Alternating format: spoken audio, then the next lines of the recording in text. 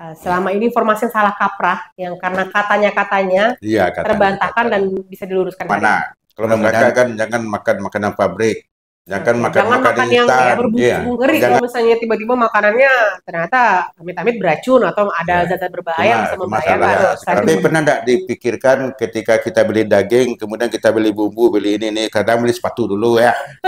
Berapa lama kita bawa daging itu di pasar? Dusun Abatana mungkin pernah dengar tiba-tiba makanan A atau kosmetik A tiba-tiba ditarik izin edar kembali. Banyak misalnya pedagang yang misalkan makanan siap sajinya mengolahnya sambil merokok seperti itu sama orang-orang. Sebentar di sana, tolong didengar penjelasan Pak Yon. Oke Pak, jadi di kulkas.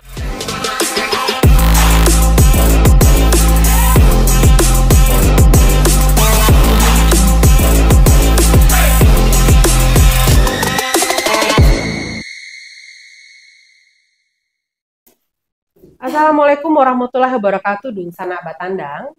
Berjumpa kembali kali ini bersama saya Maharani Putri. Kita kembali berbincang di podcast Batandang yang akan tayang resmi Pak di YouTube-nya official Dinas Pendidikan Sumatera Barat. Telah hadir bersama saya hari ini tamu spesial dari BPOM Padang, Bapak Yon Firman, betul Pak ya? Ya.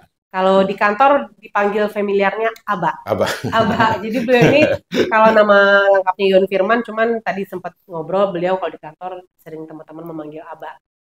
Berarti Aba itu kalau awak terjemahkan ke bahasa Minang berarti orang yang dituakan Pak. Iya. Dituakan orang tempat bertanya mungkin Pak ya. Bisa juga. Kalau Aba kan biasa sama kayak Bapak, ayah gitu, Papa. Berarti sering tagih duit juga sama anak-anak di kantor Pak? Iya seperti itu. Tagih duit. Oke, Dusun Abatana, jadi Bapak Yon Firman ini merupakan perwakilan dari BPOM Padang. Kita hari ini menghadirkan untuk memberikan informasi kepada Dusun Abatana terkait hal-hal makanan olahan Pak ya. Silakan perkenalkan diri Pak kepada Dusun Abatana. Oh ya, baik. Dusun Yon Firman ya. Yon Firman kerja di Balai Besar POM di Padang. Pakai di Padang ya. Di Padang. Karena kami UPT Badan POM yang kantornya di Padang, wilayah kerjanya Sumatera Barat. Lokasi di Gunung Pangilun Pak ya? Di Gunung Pangilun. Kalau boleh tahu sebenarnya pekerjaan BPOM itu apa saja Pak yang berkenaan dengan pelayanan ke masyarakat? BPOM itu kepanjangan Badan POM itu Badan Pengawas Obat dan Makanan. Kadang-kadang masyarakat Badan Pengawasan, bukan pengawasan itu pekerjaannya. Jadi badannya Badan Pengawas Obat dan Makanan. Jadi fungsi pengawasan itu termasuk pengawasan industri, pengawasan sarana produksi, kemudian juga yang paling penting adalah pengawasan memberdayakan masyarakat, bagaimana masyarakat tahu produk yang aman, produk yang berbahaya, sehingga masyarakat bisa memilah mana yang layak dikonsumsi apa enggak gitu. Jadi sampai ke edukasi juga Pak ya? Iya. Tidak hanya mengawasi. Tidak hanya mengawasi, tapi edukasi juga. Obat dan makanan. Obat dan makanan. Jadi obat itu adalah kalau di definisinya sedia farmasi, jadi itu masuk obat, kosmetik, jamu segala macam, suplemen. Macam obat dan turunannya Pak ya? Iya. Untuk perbincangan kali ini Pak Yon, kita akan lebih spesifik membahas tentang pangan olahan. Karena itu apa ya, isu-isu yang cukup krusial di masyarakat yang sekarang itu kan jadi apa ya, jadi perhatian khusus Pak, apalagi kalau misalnya memasuki momen Lebaran, Ramadan itu kan hal-hal yang memang disorot Pak ya. Kalau untuk pengawasan pangan olahan sendiri Pak, itu BPOM posisinya di mana Pak? Terus apa-apa saja memang yang jadi atensi BPOM sampai sejauh ini? Di pangan itu banyak bagiannya sebenarnya. Ada pangan olahan ya. Pangan olahan itu bagi dua juga. Ada pangan olahan industri, ada pangan olahan industri rumah tangga. Ya, kemudian ada juga pangan segar, ada pangan siap saji, ada pangan jajanan. Berarti semua pangan diawasi? Itu, bukan. Ya, jadi sesuai di undang-undang ada peraturan PP 86 tentang keamanan pangan, undang-undang daerah. Jadi ada pembagian kewenangannya. Jadi misalkan pangan olahan yang industri itu kewenangannya di Badan POM. Kalau pangan industri rumah tangga itu dari kabupaten kota ngawasi. Dinas Kesehatan? Iya.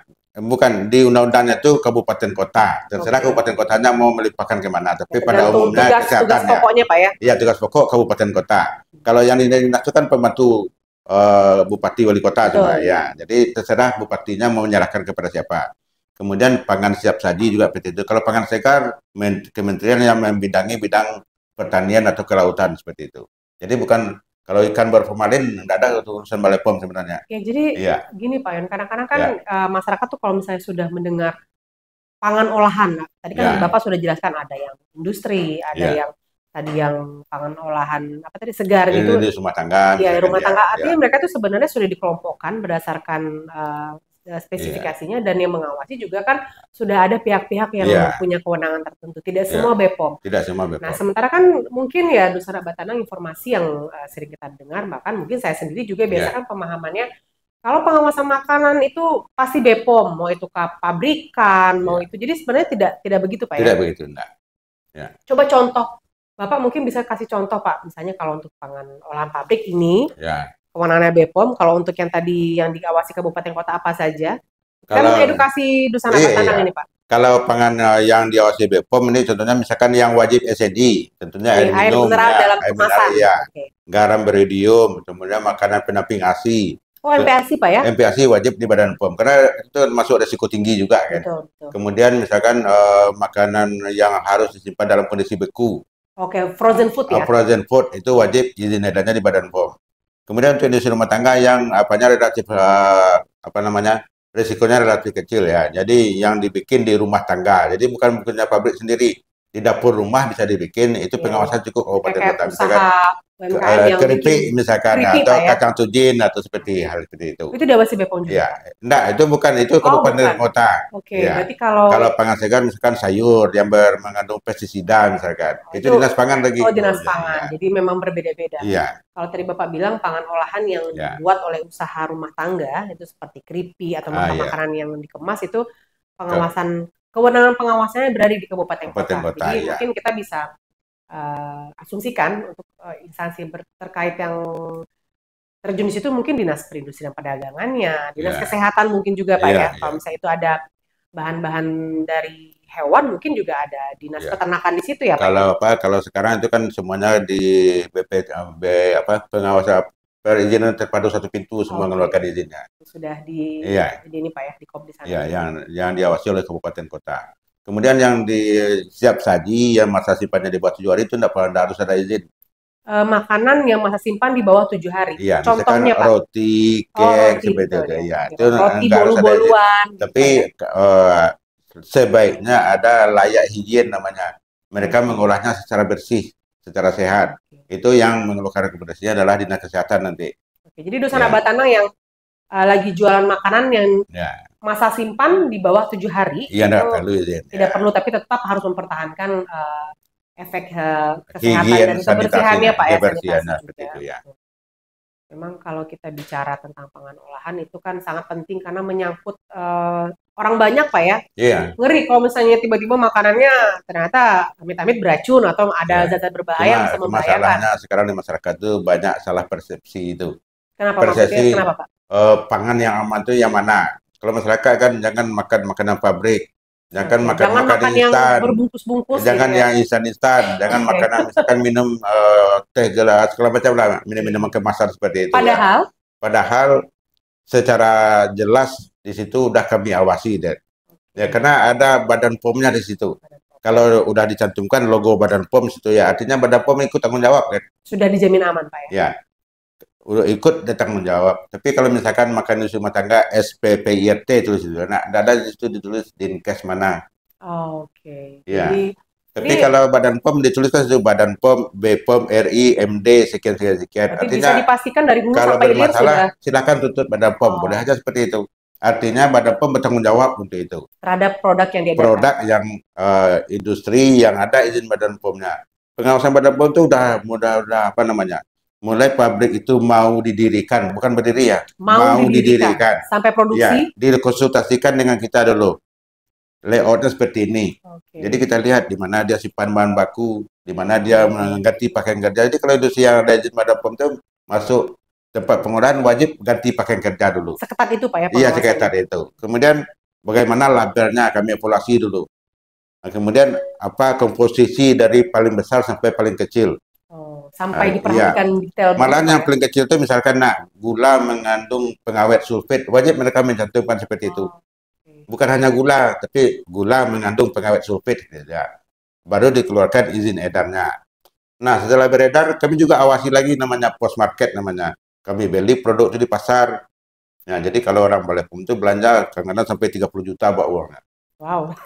Karena beli makanan, beli kosmetiknya, misalkan beli lipstick itu sampai 12 biji. Itu untuk diuji kembali? Untuk diuji. Makanya seringkali Badan POM menarik produk dari pasar. Oh iya betul, kita kan Dusun Batana mungkin pernah dengar tiba-tiba makanan A atau kosmetik A tiba-tiba ditarik izin edar kembali. Itu memang sering diumumkan Badan POM. Badan POM menarik produk ini, itu hasil uji kita di laboratorium. Sebentar Pak Yon, artinya mungkin di awal ketika produk itu katakanlah makanan atau kosmetik, oke nih lolos nih, udah memenuhi standar dari awal hulu sampai hilir, terus waktu produksi beberapa lama diedarkan, terus nanti berkala pihak BPOM melakukan cek kembali, ternyata mungkin tiba-tiba ada temuan tidak sesuai standar kembali. Makanya kita lakukan tindakan untuk itu. Jadi kita rutin lagi mengunjungi pabrik. Semua yang terdaftar di BPOM dilakukan seperti itu, Pak? Kita menggunakan namanya analisis risiko ya. Yang berisiko paling tinggi itu yang kita prioritaskan. Jadi contoh? Misalkan dia pabriknya itu sering melakukan pelanggaran. Yang bandel Pak ya? Itu bisa jadi ya. Yang kedua misalkan yang paling banyak digunakan masyarakat. Kemudian yang paling berpotensi ada bahan berbahaya di situ. Jadi ada produk itu yang kita samplingnya sekali 5 tahun misalkan. Tapi ada yang 5 kali dalam setahun. Sering ya Pak ya? Jadi analisis risikonya seperti itu. Tapi artinya semua produk yang lolos itu pasti akan dicek berkala? Yang berkalanya itu tidak sama untuk semua. Ya, tergantung prioritas tadi yang Bapak sampaikan. Kalau yang berisiko tinggi dan sering atau mayoritas digunakan oleh orang banyak, tapi itu akan lebih ada sering analisis dicek. risikonya untuk itu. Artinya memang dipastikan produk-produk yang sudah beredar dan ada stem BPOM-nya aman. Justru itu yang masyarakat takutkan gitu. Betul. Ya, tapi kalau kita lihat di keseharian masyarakat justru kasus keracunan paling tinggi itu justru terjadi di rumah tangga. Ya, di makanan-makanan yang tidak berlabel, Pak ya? Bukan, di rumah, masakan rumah. Masakan karena perilaku pengolahan di rumah bermasalah seringkali. Waduh, ini saya sebagai ibu juga agak, kenapa bermasalahnya, kenapa Contohnya Pak? Misalkan, coba lihat di kulkasnya nanti ya. Kadang-kadang bawang pre, seledri masuk sama urat-urat. Sebentar di sana, tolong didengar penjelasan Pak Yon. Oke Pak, jadi di kulkas, lanjut Pak. Seledri, bawang pre masuk sama urat-uratnya ya. Betul ya? Iya. Harusnya. Tapi agar-agar masuk juga situ. Kan udah mencemari. Di tanah, di urat yang seledri bawang pre udah banyak bakteri situ ya. Jadi mungkin tipsnya kita menyimpan makanan itu dipisah. Gitu, makanya kalau yang di kami ada salah satu kunci keamanan pangan itu adalah memisahkan pangan mentah dengan pangan yang telah dimasak. Ini edukasi buat mama juga nih. Kemudian memisahkan pangan yang belum dimasak, pangan dengan bukan pangan. Seperti kita ke minimarket kan pangan dengan non pangan dipisah ya. Tapi kadang-kadang karena banyak sekali tentengan kita gabung lagi kan gitu. Di rumah kadang di lemari itu ditumpuk kadang Pak. Iya. Padahal nggak boleh Pak. Malah di Balai POM sampai cara berbelanja di pasar ada pedomannya. Tapi Pak Yon tadi menarik juga Bapak bilang memisahkan makanan pangan dengan non pangan. Ini kan gini Pak, mungkin informasi atau kebiasaan di masyarakat umum kan itu pikirnya begini. Contoh, saya sebut ya, mie instan. Itu kan dibungkus dengan kemasan. Sabun cuci piring atau sabun itu kan dibungkus pakai kemasan. Kadang-kadang kan di masyarakat kita nyusun di lemari atau di dapur, udah ditumpuk aja sebelahan. Asumsinya kan itu sudah dikemas itu malahan misalkan bukan hanya di rumah, kan. Di warung juga seperti itu. Betul. Sabun deterjen di berderetan di atas, di bawahnya kue kan gitu. Bisa tidak dijamin yang tidak terkontaminasi? Bukan, tidak ada yang bocor sedikit pun misalkan. Iya betul ya. Jadi misalkan belanja di pasar contohnya ya, kalau mau bikin rendang beli apa dulu kira-kira? Dagingnya biasanya. Dagingnya dulu ya. Tapi pernah tidak dipikirkan ketika kita beli daging, kemudian kita beli bumbu, beli ini, kadang beli sepatu dulu ya. Berapa lama kita bawa daging itu di pasar? Sampai di rumah udah busuk duluan.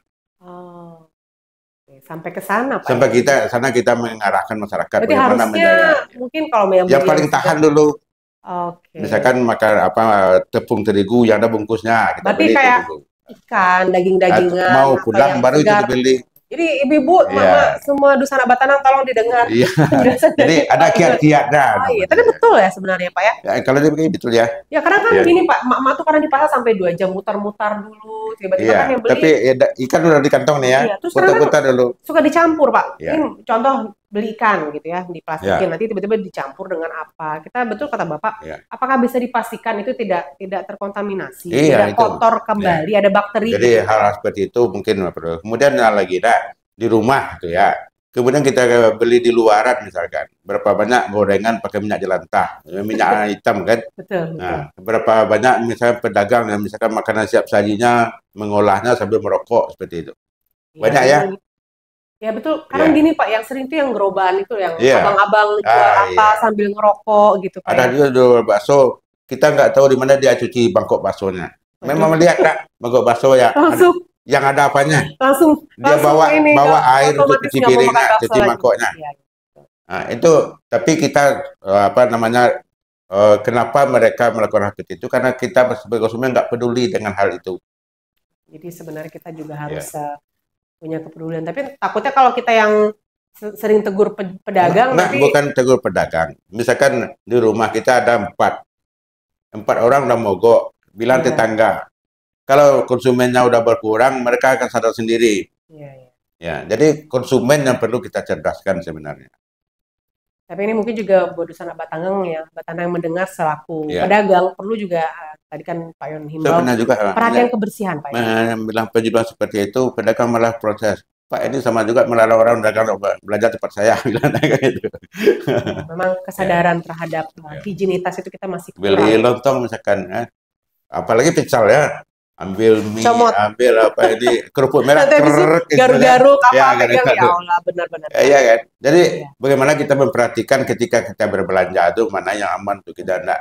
Jadi bukan hanya persepsi yang kita bangun.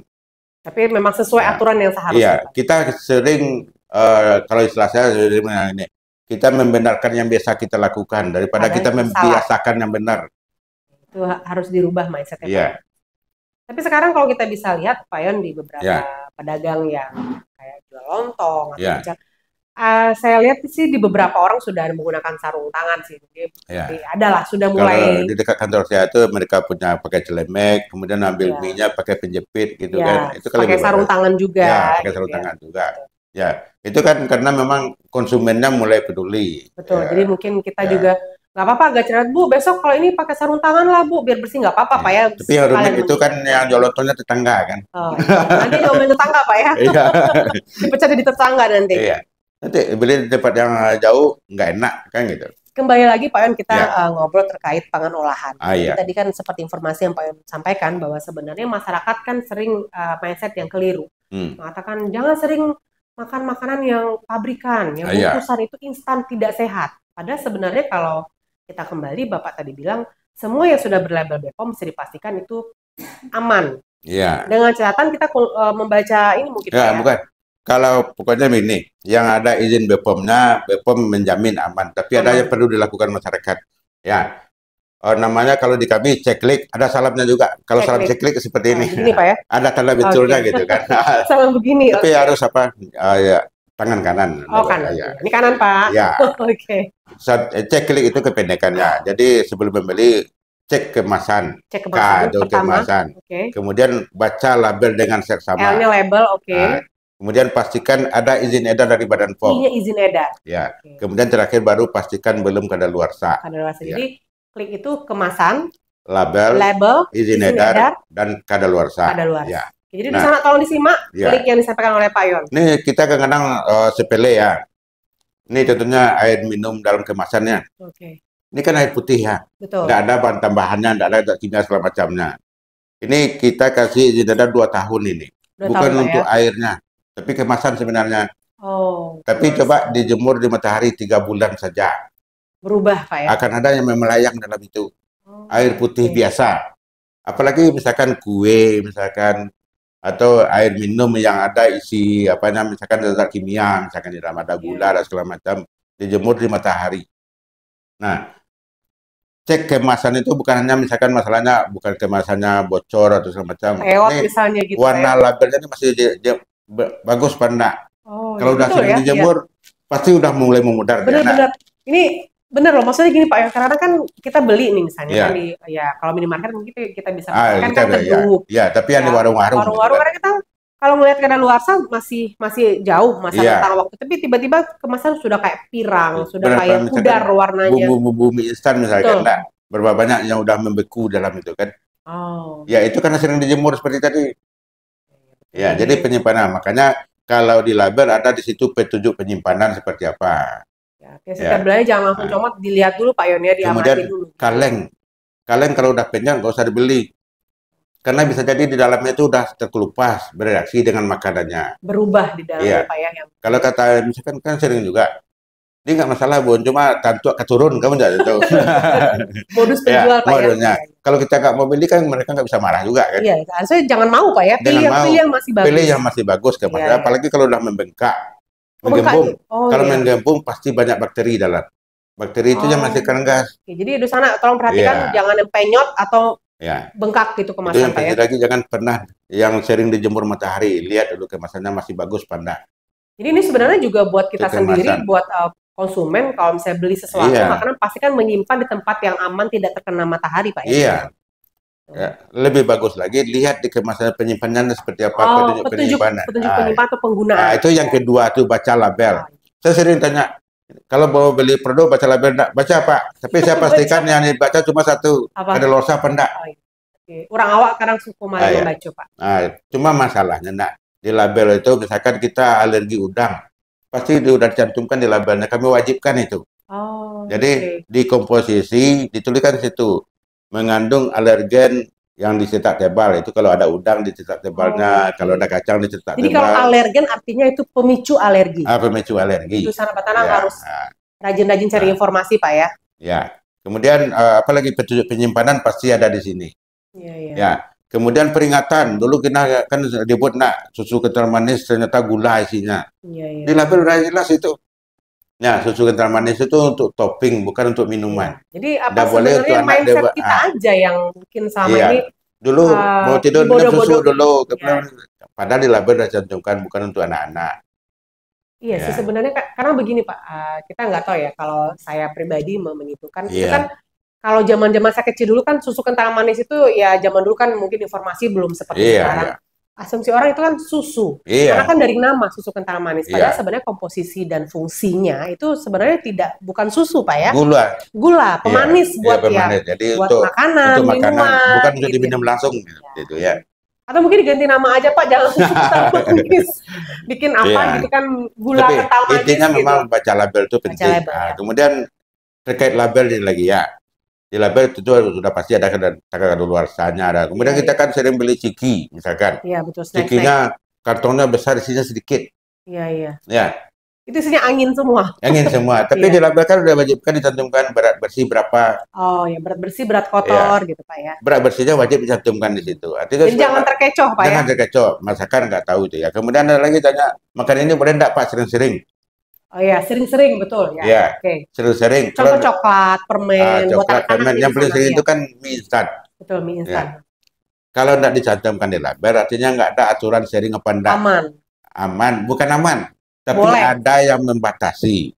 Yang membatasi itu apa? Ada informasi nilai gizi di situ. Iya, betul. Nah, kalau misalkan kita kan nggak boleh natrium itu terlalu banyak, apalagi yang darah tinggi misalkan.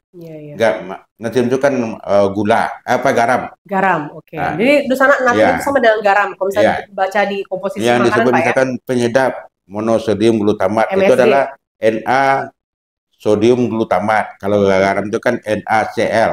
Na-nya itu berbahaya untuk orang darah tinggi. Berarti bisa dikatakan MSG juga kurang baik buat penderita darah tinggi Pak ya? Iya, itu gunanya informasi label. Kemudian di label itu misalkan natrium itu di label di informasi nilai gizi itu tentukan kebutuhan gizi kita per hari. Misalkan lemaknya udah 3% misalkan. 3% itu kebutuhan kita per hari udah tercukupi 3% di situ.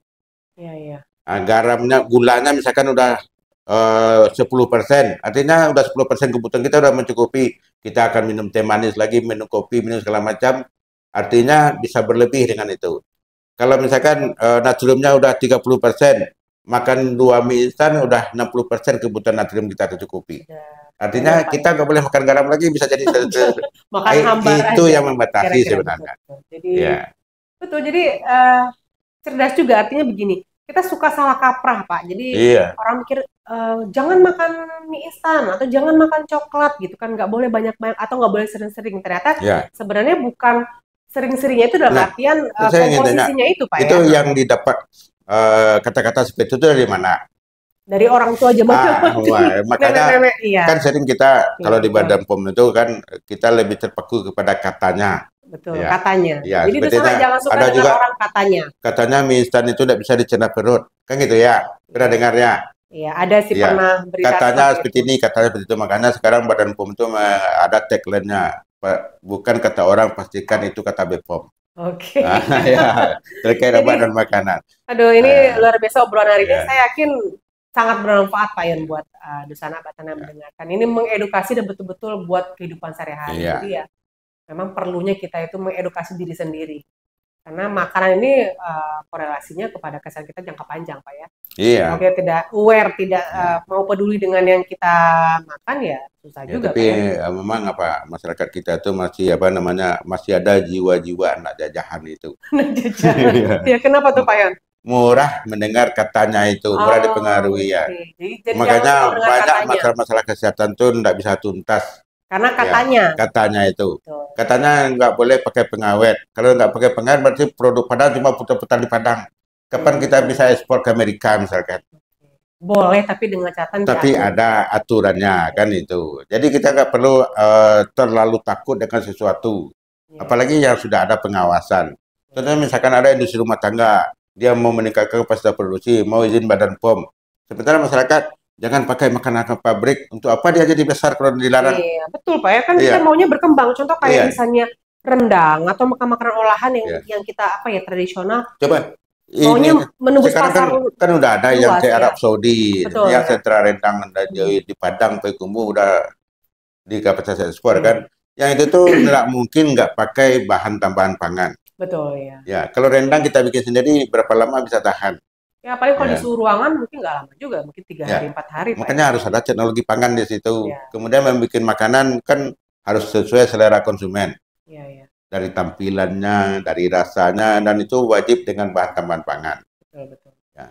Yang penting semua sudah diawasi sesuai standar yang tidak membahayakan dan aman dikonsumsi. Yang penting itu ya kalau di Badan POM itu ada 3 pengawas itu. Pertama pemerintah. Betul. Pemerintah mengawasi melalui membuat regulasi, memastikan regulasi itu dipatuhi. Ya, kemudian yang penting adalah industri apapun, misalnya industri rumah tangga. Dia wajib menjamin yang produksinya itu aman. Aman ya. Ya, yang menjual juga wajib menjamin. Yang paling penting adalah masyarakat.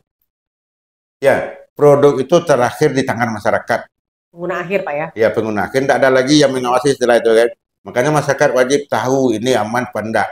Jadi harus jadi orang yang cerdas mau belajar, mau membaca. Nah, Pak ya.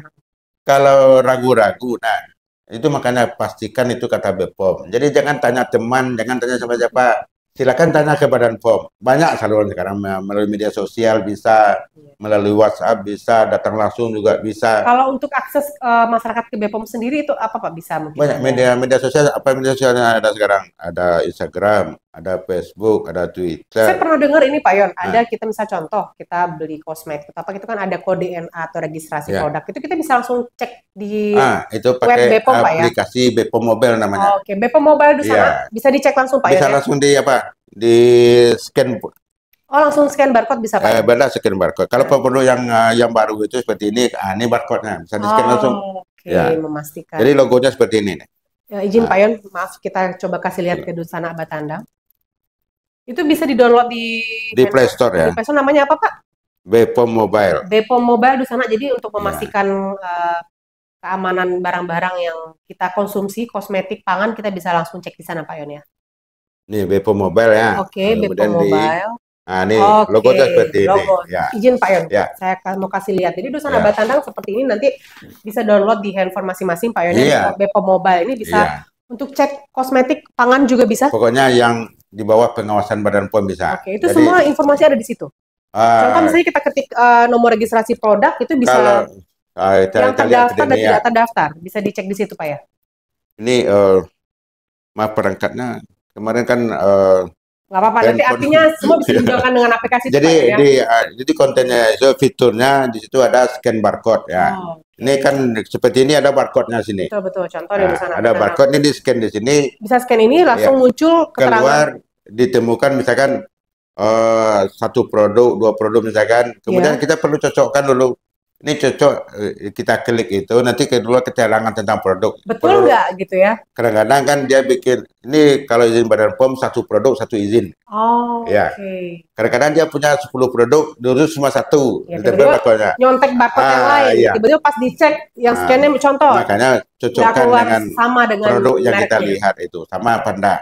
Nah, kemudian juga di situ ada cek NIE. Jadi kan ini ada BPOM MD, ada angkanya. Ya. Dipilih cek NIE itu bisa dipilih di situ merek, bisa pilih produsen, bisa pilih nomor izin edar. Kalau pilih izin edar, masukkan aja angka yang ada di sini. Langsung keluar informasinya, Pak ya? Keluar informasi seperti scan barcode. Juga secanggih itu ya, artinya tidak di situ juga lagi. nanti berita. Jadi kadang-kadang ada berita dulu kan ada nata de coco mengandung plastik, benar itu, Pak? Nah, itu diklarifikasi di berita tadi. Jadi banyak berita-berita yang bisa kita lihat di situ. Jangan cerdas juga mencelah mencerna informasi yang beredar, Pak Yon ya. Iya, jadi bisa kita, kemudian kalau mau tanya ragu, pakai media sosial Balai Besar POM di Padang, silakan kalau misalkan di DM di Instagramnya, insya Allah kami segera jawab. Jadi ya, ada banyak petugas masing-masing untuk mencari informasi kalau mau. Jangan sampai katanya, padahal kita sarjana tanya kayak teman kita tamat SD, cuma kita percaya gitu kan. Jangan mau dibodoh-bodohi katanya, Pak Yon ya. Banyak juga, jangan makan daging ayam ya, karena mengandung hormon 21 hari udah bisa dimakan. Kapan anak-anak kita stunting bisa selesai? Betul ya, kalau nggak makan ayam cuma makan teri atau makan apalagi balik ke alam nanti karbohidrat semua nak. Ya, makan nasi sambalnya kentang, makan nasi sambalnya goreng ubi, karbo semua kan. Nah, jadi persepsi masyarakat seperti itu. Jadi sekarang setelah Dusun Apa Tanam mendengar obrolan saya dengan Pak Yon, mudah-mudahan mindset dan persepsi berubah, Pak Yon. Artinya meluruskan yang selama ini keliru. Kalau masalah pangan olahan kita bisa pastikan clear nih Pak Yon ya informasinya.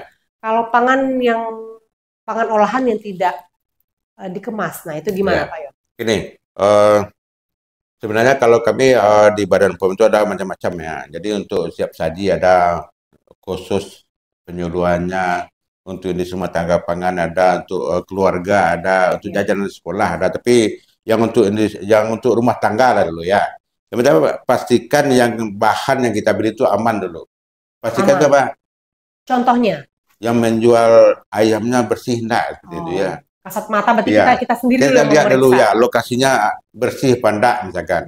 Kemudian seperti saya bilang tadi, pastikan bahwa pangan itu aman selama proses penyimpanan, mulai dari bahan baku, pangan terakhir. Jadi kita sendiri Pak Yon yang memastikan ya. Sebenarnya tapi tadi kami misalkan mau beli ikan itu terakhir, supaya jangan begitu ya. Besok saya mengikuti saran Pak Yon terakhir belinya. Pisahkan makanan mentah dengan yang telah matang gitu kan. Itu kan dalam proses penyimpanan bahan baku. Kemudian ketiga, masak secara benar. Ya, masak secara benar dan kemudian jaga kebersihan. Ya, kita lihat mungkin yang mudah ya, contoh paling mudah yang banyak kesalahan di rumah. Cuci piring misalkan. Langsung saya bilang. Cuci piring kan, di piring kotor, dibuang lemaknya dulu ya. Betul. Nah, disabuni, dibilas kemudian taruh rak piring. Ya. Di rak piring ya. Betul ya. Pernah enggak ada lihat di bawah rak piring itu berapa perubahan warna di situ misalkan. Saya langsung karena setiap ada air yang tergenang pasti ada kumpulan bakteri di situ. Makanya ketika siap dicuci, dibilas, dikeringkan dengan lap dulu, baru ditaruh di rak piring. Yang penting itu sederhana sekali ya. Nambah kerjaan disediakan lap. Iya. Kalau ibu-ibu PKK sering kapan kami tidur, bukan tidur sebenarnya ya, tapi kapan kami ngomong ke tetangga kan gitu ya. Kapan ngumpulnya betul. Kapan kumpul-kumpulnya lagi kan itu. Caranya dirubah Pak. Ya, jadi pokoknya jangan sampai ada air yang mengenang. Kita lihat di bawah tungku kita udah berapa tahun nggak kita bersihkan gitu kan. Ini banyak tersindir mama nih Pak Yon. Enggak. Itu kan bukan pekerjaan mak-mak semuanya kan. Mana juga sekarang tugas mak-mak itu. Saya ini paling suka nih kalau ada bapak-bapak yang isu gender nih, artinya rumah tangga tidak hanya harus masa mama harus ke bawah tungku, bersihkan bawah tungku, nggak mungkin. Ini cocok nih. Kalau berarti sering-sering kita undang ya mama ya, Pak Yon ya. Betul. Artinya memang semua kembali ke diri kita Pak Yon ya. Harus punya kesadaran apa ya, merubah informasi yang salah, terus mengikuti memang cara-cara yang benar. Kalau memang selama ini salah, ya Iya, dirubah. jangan gitu, ya. membenarkan yang biasa aja, tapi biasakanlah yang benar. Ya. Jadi yang menarik tadi yang saya simpulkan dari Pak Yun bilang, jangan suka mendengar katanya. Jadi kalau selama ini bilang itu nggak boleh, ini nggak boleh, ya tadi kan sudah Pak Yun bantah semua ya. Iya, gimana kita semua nggak boleh, apa yang mau kita makan? Apa yang mau dimakan Pak Iya. ya? Makanya masalah kesehatan anak, masalah stunting, masalah banyak yang tidak bisa diselesaikan karena katanya itu. Ya, karena mungkin apa ya, faktor pendidikan, Gini ya, informasi yang kalau di mungkin salah. Asia Tenggara, Indonesia anak-anaknya yang paling sedikit memakan protein hewani. Oh, Coba dipikir ya, kita iya. daerah peternakan, daerah perikanan, ikan kan protein hewani ya. Betul Tapi ya. justru Indonesia paling sedikit Makan ikan. mengkonsumsi protein hewani. Iya, iya. Kalau kita bandingkan stunting, mungkin di daerah kita mungkin 20% segala macam. Tapi kan coba bandingkan dengan Thailand, mungkin kita 50% stunting mungkin. Iya, iya. Kan kita rasnya sama. Kenapa mereka lebih tinggi? Gini mungkin Pak Yon, kan saya flashback kalau zaman-zaman saya dulu kecil-kecil ya, mungkin dari zaman nenek kan sering makan banyak-banyak, banyak makan nasi. Iya. Jadi sebenarnya itu persepsi salah, harusnya harus seimbang nasi dan protein tadi ya Pak Yon yang mungkin Iya, ya. kalau di kami itu udah namanya isi piringku. Oh, isi piringku nasinya itu karbohidratnya cuma sepertiga. Sepertiga ya, Iya. jangan sampai kebalik. Iya. Oke. Sayurnya sepertiga. Sepertiga. Seperenam itu protein. Oh, Nah, Oke, berarti lebih banyak. seperenam lagi buah. Oh, berarti Iya. untuk protein dan buah tuh punya porsi yang cukup besar ya Pak Iya, ya? tapi kalau kita kan 8/9 atau 9/10 itu nasi ya. Betul, nggak kenyang kalau nggak makan nasi iya. ya. Tapi zamannya beda, itu makanya saya termasuk orang yang nggak setuju dengan orang tua kita dulu lebih sehat dari kita sekarang. Iya, Nggak belum tentu Pak ya. Iya. Kalau saya bukan bisa saya pastikan itu. Iya, Pertama, ada enggak anak-anak sekarang yang lebih rendah dari orang tuanya?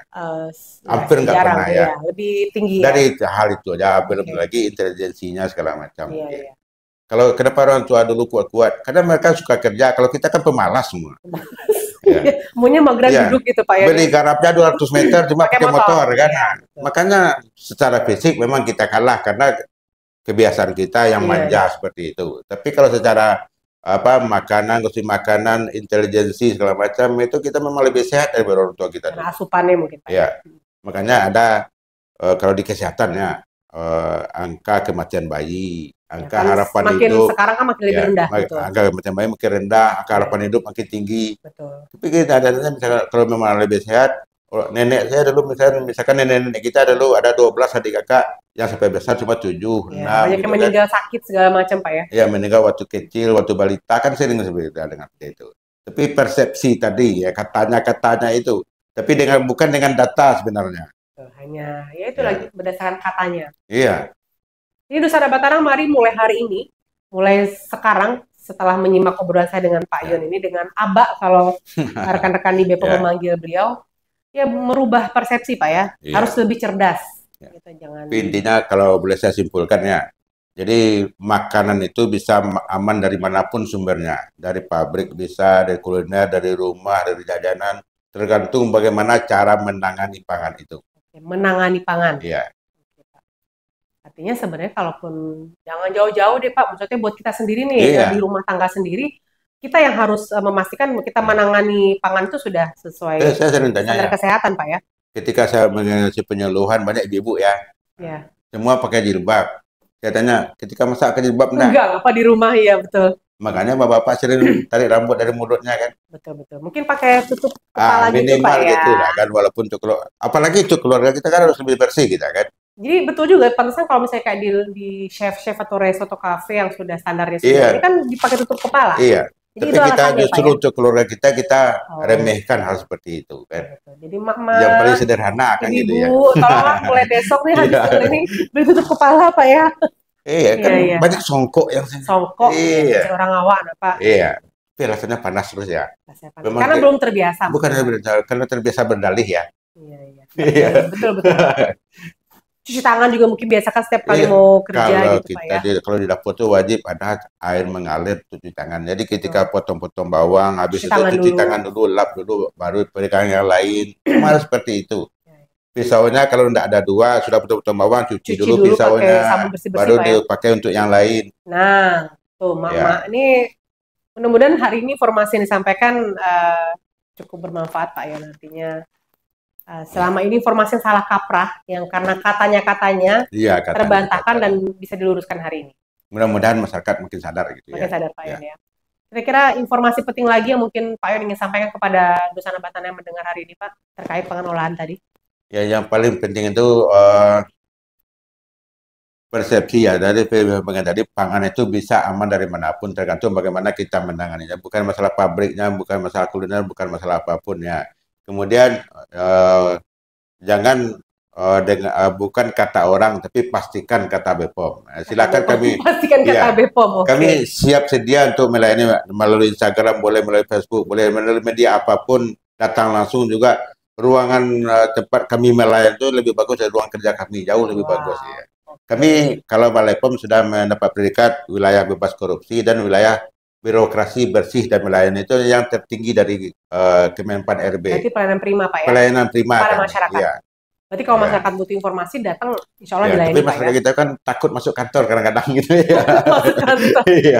Banyak masyarakat seperti itu kan. Jadi Dusana Batana butuh akses informasi apapun, BPOM memberikan kesempatan terbuka buat siapa saja yang mungkin mau tanya apapun, bisa lewat sosial media juga Pak. Bisa. Pak Yon ya. Insya Allah kami segera tanggapi. Untuk cek juga keamanan produk bisa lewat aplikasi tadi Pak Yon. Jadi semua sebenarnya kalau memang kita butuh bisa. Kalau memang ada mau Pak ya. Iya.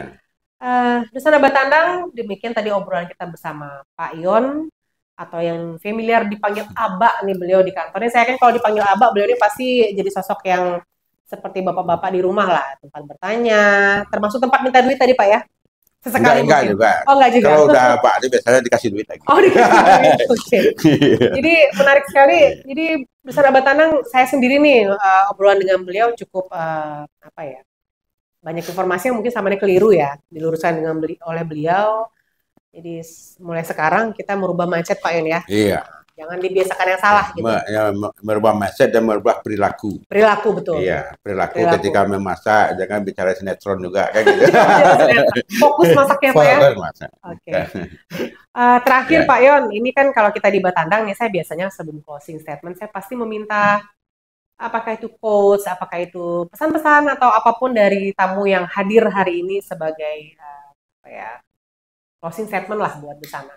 Apa Pak Yon? Ya, Dusana tolong mulai peduli dengan apapun yang kita makan ya. Jadi bukan hanya persepsi, tetapi memang yang paling penting itu adalah pengetahuan dan perilaku.